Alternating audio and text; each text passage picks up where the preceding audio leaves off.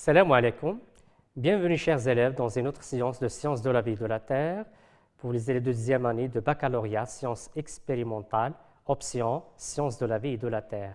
Et toujours avec l'unité 5, l'immunologie, rappelez-vous qu'on a vu les différents mécanismes permettant de lutter, de défendre contre les agents pathogènes. On a vu qu'il y a l'immunité naturelle, les barrières naturelles, la phagocytose, le système de complément. Ce sont des moyens qui sont dirigés contre tous les agents pathogènes.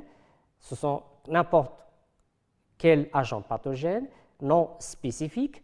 Parfois, cette immunité n'arrive pas à éliminer l'agent pathogène, d'où l'intervention d'immunité plus spécifique. Et ce, on a dit qu'il y a l'immunité à médiation immorale et à médiation cellulaire. À médiation immorale par des facteurs circulant dans le sérum, les acteurs sont les anticorps qui se lient à l'agent pathogène pour neutraliser. Ces anticorps sont dérivés du plasmocyte, sécrétés par les plasmocytes. Ils forment une cellule différenciée à partir du lymphocyte P lorsqu'il est activé et une immunité à médiation cellulaire dont les acteurs sont les lymphocytes T8 cytotoxiques. On s'interroge, chers élèves, sur la relation entre les cellules, comment ces cellules fonctionnent, quelle coopération existe-t-il entre ces cellules. C'est l'objet de notre cours aujourd'hui. Dans cette séance, c'est la coopération entre les cellules immunitaires. Et je vous invite, chers élèves, à observer ces deux photos. La première, c'est une microphotographie de moelle osseuse. Vous observez ici qu'il y a des cellules. Ce sont des cellules blanches qui sont colorées ici avec différentes formes du noyau. Donc, ce sont différentes cellules souches des cellules sanguines. Ici, on observe une cellule avec les globules rouges. On a un globule blanc, c'est le lymphocyte. Il est en relation extraite à partir de la moelle osseuse de l'os, ce qui signifie une origine au niveau de l'os. Et je vous invite, chers élèves, à observer le système immunitaire. Ce sera l'occasion de voir en détail ce système immunitaire. Voyez-vous qu'il y a un ensemble d'organes. Quels sont ces organes? Observez bien. On distingue entre deux types d'organes. Il y a des organes immunitaires périphériques, ce sont des lieux de stockage des cellules de l'immunité. Il y a des lieux de formation des cellules de l'immunité qui sont thymus, au niveau de la poitrine, et on a la moelle osseuse, moelle rouge des os. Comme vous voyez, ce sont ces deux organes, ce sont des organes centraux. Ce sont les lieux où les cellules immunitaires subissent leur maturation, acquièrent leur maturation à ce niveau-là, au niveau de ces organes, donc lieu de formation et aussi de maturation. Et il y a des autres organes qui sont les amygdales végétales et ganglions du cou, les ganglions au niveau de l'aisselle, la rate, ganglions abdominaux au niveau de l'abdomen et des ganglions de l'aine. Tous ces organes, observons bien qu'ils occupent des positions stratégiques. Ce sont des lieux où il y a un contact avec le milieu extérieur. Donc, s'il y a une invasion, donc ils vont intervenir. Ce sont les lieux où il y a les cellules immunitaires sont stockées. Regardons dans le schéma ci-contre. On a schématisé la moelle osseuse rouge et le thymus. Et on a signalé ici que c'est le lieu de formation des lymphocytes prêtés. Et ici aussi la formation et maturation des lymphocytes B. Notez bien que les lymphocytes B, leur production se fait au niveau de la moelle osseuse et aussi leur maturation. Est-ce que c'est la même chose pour les cellules T? Non. Comme leur nom l'indique, cellules T, lymphocytes T, donc leur maturation s'effectue au niveau dans le thymus, maturation de lymphocytes T. C'est pour cela qu'on les symbolise T au niveau des thymus, alors que pour les lymphocytes B, c'est au niveau de la moelle osseuse. Bone, c'est l'os en anglais. Après leur maturation, ces lymphocytes B vont quoi? Vont migrer, migration des lymphocytes B immunocompétents, c'est-à-dire ils ont déjà acquis leur immunocompétence. Qu'est-ce que ça veut dire immunocompétent? Ça veut dire qu'ils sont capables de distinguer entre le soi et le non-soi. Cette distinction, cette caractéristique, il est acquis au niveau de ces deux organes, les lymphocytes B au niveau de l'os et pour les lymphocytes T au niveau des thymus. Puis ils vont migrer vers le sang et puis transporter vers le sang et puis vont être stockés au niveau de ces organes périphériques. Et donc on revient sur l'origine de ces cellules. Quelles sont les classes des cellules immunitaires? Voyez-vous, chers élèves, ce schéma qui illustre les différents types de cellules. Regardons que toutes les cellules dérivent d'une seule cellule.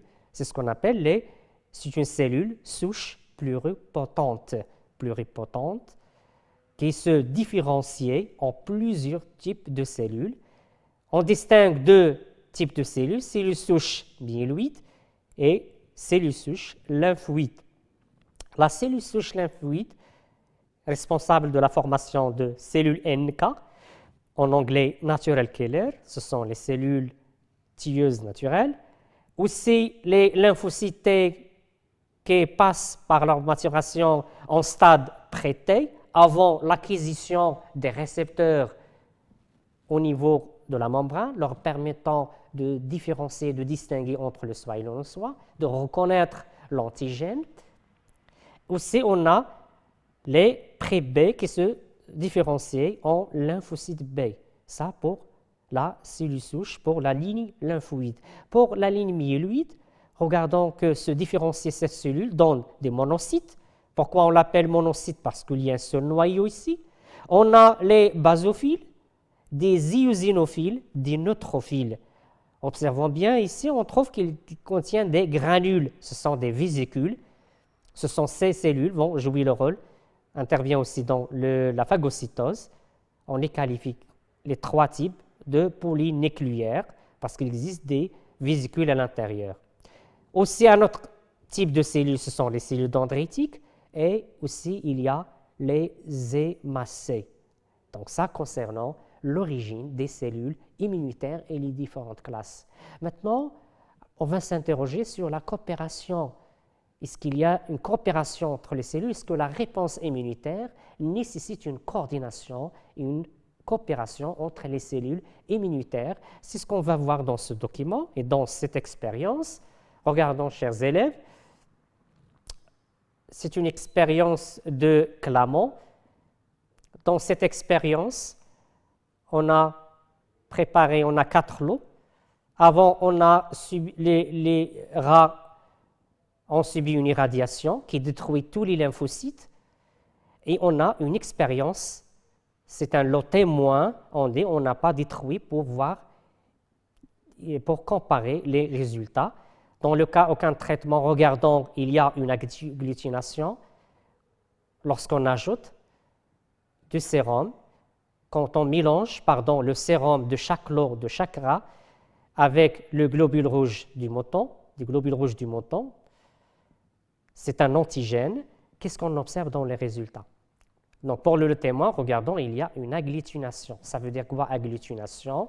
Comment peut-on expliquer l'agglutination? Ça signifie une réponse immunitaire. C'est-à-dire, l'antigène a été attaqué par les anticorps, ce qui conduit à la formation d'une agglutination, une liaison entre les différents globules par les anticorps. Alors, pour les 3 premiers lots, comment peut-on expliquer ces résultats? Regardons, dans le premier lot, on n'observe pas d'agglutination. Qu'est-ce qu'on a fait? Lymphocytes, on ajoute seulement on injecte lymphocyte B. Souvenez-vous bien, chers élèves, qu'on a ici, on a irradié.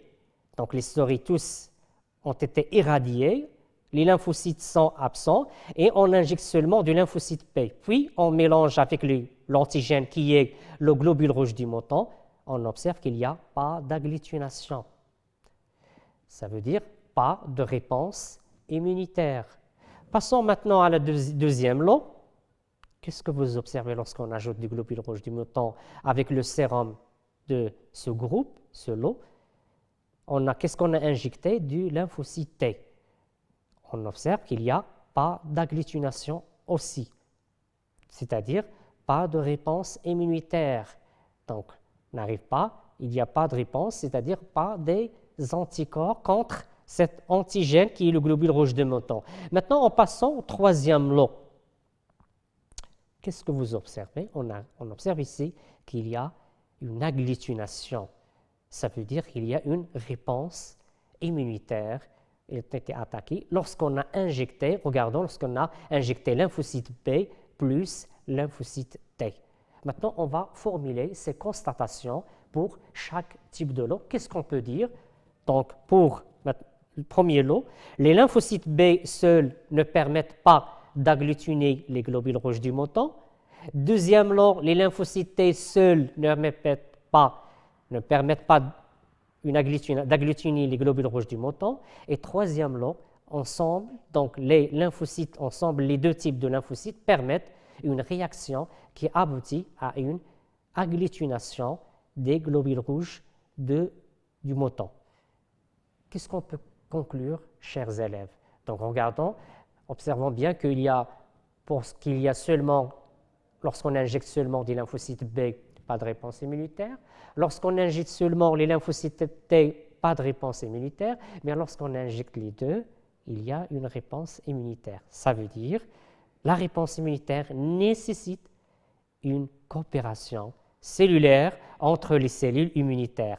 Cette coopération fait intervenir des lymphocytes T, les lymphocytes B et bien évidemment les macrophages. Rappelez-vous toujours, chers élèves, que les premiers sentinelles, les premières cellules qui interviennent lorsqu'il y a une invasion microbienne sont les macrophages qui entourent, qui englobent l'agent pathogène, qui le détruit, la traite et le présente, ces débris, ces fragments par le CMH2.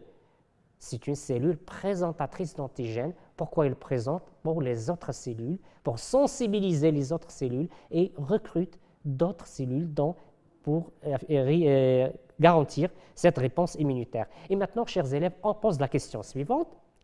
Quel est le mécanisme de cette coopération cellulaire?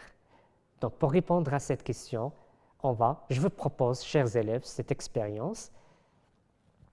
Donc, nous lisons ensemble le texte des expériences. Des lymphocytes T prélevés chez un sujet sain sont cultivés en présence de produits stimulants qui, jouant le rôle d'antigène, provoquent leur activation.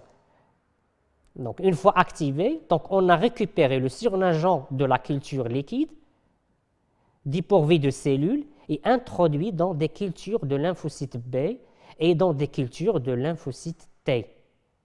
Donc, on a prélevé le surnageant des molécules circulantes isolées des cellules. Des remarques? L'analyse biochimique du surnageant. Donc, regardons, avant de lire les remarques, chers élèves, je vous invite à analyser le résultat. Qu'est-ce que vous observez? Donc, regardons, lorsqu'on ajoute le surnageant à des cultures de lymphocytes T, on observe une prolifération cellulaire. Donc, les cellules subissent des divisions ces mitoses. Donc, il y a une activation, il y a une prolifération. La même chose pour les lymphocytes B. Qu'est-ce que vous observez? Donc, ici, il y a une prolifération cellulaire.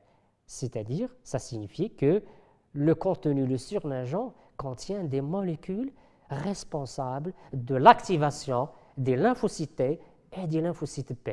Quelles sont ces molécules? C'est ce qu'on observe maintenant dans les remarques. L'analyse biochimique du surnageant révèle, entre autres, la présence d'une substance nommée interleukine 2. Donc, c'est une seule molécule, interleukine 2, qui est responsable de l'activation et de la prolifération de cellules T et B.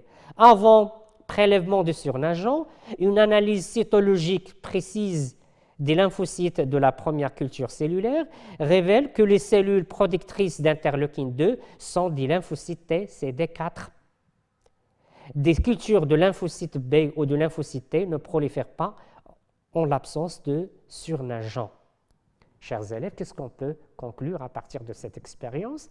C'est qu'il y a des molécules chimiques qui activent c'est-à-dire il y a une communication, une sorte de communication entre les cellules qui sécrètent ces molécules qui sont comme il était signalé ici, ce sont les lymphocytes T4. Ces T4 sécrètent l'interleukine 2 qui agit sur les lymphocytes P, induisant leur prolifération, et agit aussi sur les lymphocytes T, induisant leur prolifération. Et c'est ce que je vous propose maintenant pour illustrer cet effet. Regardons dans son schéma. Lymphocyte T4 appelé, on l'appelle aussi auxiliaire. Pourquoi auxiliaire? Parce qu'elle aide à la réponse immunitaire, permettent une efficacité de la réponse immunitaire en activant les lymphocytes B et les lymphocytes T. Regardons l'interleukine 2 ici. Lorsqu'elle injecte l'interleukine 2, on a symbolisé plus, ça signifie quoi? Activation. Il active les lymphocytes T, CD8, pour se différencier. Regardons, il se différencie en lymphocytes T cytotoxiques, capables de détruire les cellules infectées, les cellules soupçonnées être infectées par un virus ou qui est antigénique, et aussi activer les lymphocytes B pour se différencier, leur différenciation en plasmocytes sécréteurs d'anticorps. Les interleukines sécrétées par les LT auxiliaires stimulent la multiplication et la différenciation des lymphocytes B et T8 activés. Et regardons ici dans l'image, un lymphocyte CD4 entre en contact avec le lymphocyte B et le stimule en libérant des interleukines. À travers les interleukines, que se fait une communication entre les cellules pour assurer une efficacité de la réponse immunitaire. Chers élèves, nous allons essayer maintenant de résumer les deux types d'immunité, l'immunité immorale et cellulaire avec l'immunité naturelle, tout en tenant compte de la coopération cellulaire par les molécules chimiques via ces interleukines. Il n'y a pas seulement interleukine 2, il y a d'autres interleukines. Voilà, je vous présente ce schéma. C'est un schéma bilan qui illustre les différents mécanismes qu'on a parlé. La première des choses, il y a la reconnaissance des antigènes. Les cellules présentatrices d'antigènes, par exemple les macrophages, lorsqu'ils avalent l'antigène, ils le détruisent, donc ils présentent des déterminants, on l'appelle déterminants antigéniques, au niveau par le CMH2, qui va être reconnu par les T4. Regardons le T4 avec son TCR, reconnu par une double reconnaissance, l'antigène et le CMH2. Et regardons aussi, on a signalé ici l'interleukine 1. Donc, la cellule macrophage active le T4. Ce lymphocyte T4 va se multiplier, une multiplication, se transforme en T auxiliaire qui va intervenir dans l'activation des deux types d'immunité en parallèlement. Donc, l'immunité, on a des immunités à médiation cellulaire. Les lymphocytes P reconnaissent l'antigène par leur récepteur. Ici, le récepteur membranaire, ce sont des anticorps membranaires qui reconnaissent le lymphocyte B. Il s'active, il y a une division cellulaire, puis se différencie en plasmocytes. Donc ici, on a trois étapes. La phase d'induction, la reconnaissance se fait par l'anticorps membranaire, phase d'induction, induit l'activation de cette cellule. Puis il y a une phase d'amplification parce que la cellule subit plusieurs mitoses pour donner plusieurs cellules. Et puis il y a une phase, toujours dans l'amplification, il y a division cellulaire, multiplication et différenciation en plasmocytes ici, sécréteurs d'anticorps. Ces anticorps, dans une troisième phase qualifiée phase effectrice, vont se lier à l'antigène pour le neutraliser ou pour faciliter la phagocytose, par exemple ici. Même chose pour l'immunité à médiation cellulaire. Lorsque T8 il est activé, lorsqu'il reconnaît un antigène, rappelez-vous, on a dit soit une cellule, par exemple, une cellule cancéreuse, ou une cellule, par exemple, infectée par un virus. Il va être reconnu par les T8 qui circulent toujours dans le corps. Une fois il est détecté, donc il y aura activation des T8, comme vous observez dans ce schéma. Donc T8, une fois activé, va se subir des divisions, des mitoses, et puis après, il va se différencier en T cétotoxique. Il va se différencier en T cétotoxique. T cétotoxique va pour tuer la cellule infectée. C'est dans la phase effectrice, toujours les mêmes 3 phases, induction, phase d'amplification et la phase effectrice, c'est l'exécution pour éliminer l'agent pathogène. Et observons, chers élèves, toujours on a dit qu'il y a une coopération. Cette coopération, elle est illustrée ici par l'intervention des interleukines, les interleukines 2, aussi d'autres molécules comme l'interféron gamma, et c'est l'interféron 4, 5, 6 qui intervient dans la différenciation, aussi dans la phase d'amplification, dans la multiplication des cellules et dans leur différenciation. Chers élèves, notre séance arrive à sa fin, donc à la prochaine séance et merci pour votre attention.